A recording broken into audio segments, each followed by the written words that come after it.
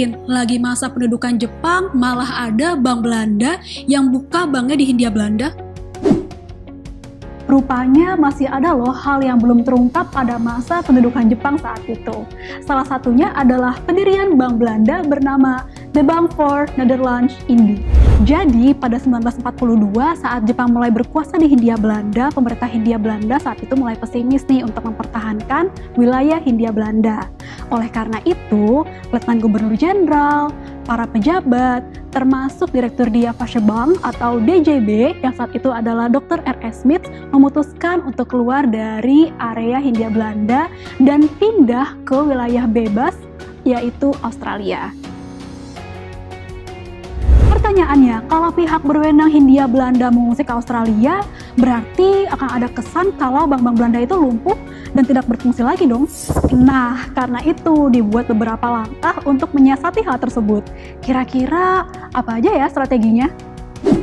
Yang pertama, pemerintah kerajaan Belanda mengeluarkan surat keputusan yang berisi larangan untuk melakukan kegiatan perbankan di Hindia Belanda tanpa seizin atau atas nama Gubernur Jenderal. Hal ini juga berlaku untuk DJB dalam pengedaran uangnya. Maka dari itu, status sebagai bank sirkulasi pun batal. Selanjutnya, dikeluarkan surat keputusan yang berisi tentang pendirian The Bank for Netherlands Indie di Paramaribo, Suriname yang merupakan satu-satunya wilayah kolonial Belanda yang masih bebas.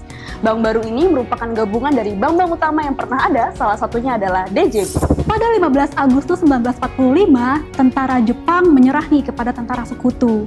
Jadi, tentara sekutu yang saat itu bertugas untuk melucuti tentara Jepang dibagi menjadi dua wilayah.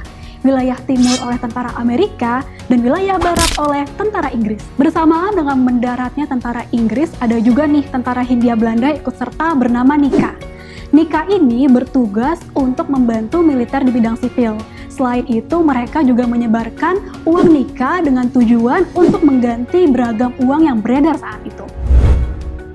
Pada 1946, semula The Bank for Netherlands Indie yang bertempat di Paramaribo berpindah ke Batavia untuk menyelesaikan masalah perbankan Belanda yang dilikuidasi oleh Jepang. Setelah ditelusuri, ternyata bank-bank Belanda tersebut tidak mengalami kerugian yang signifikan, sehingga pada 2 Januari 1946, DJB, NHM, NHB, dan juga Espanto Bank diizinkan untuk beroperasi kembali. Setelah permasalahan selesai, The Bank for Netherlands Indie akhirnya dilikuidasi dan ditutup pada 31 Desember 1948. Itu dia konten fakta unik kali ini. Fakta apa lagi nih yang sahabat Museum BI ingin ketahui seputar perbankan di era Hindia Belanda? Komen di bawah ya. Bye-bye!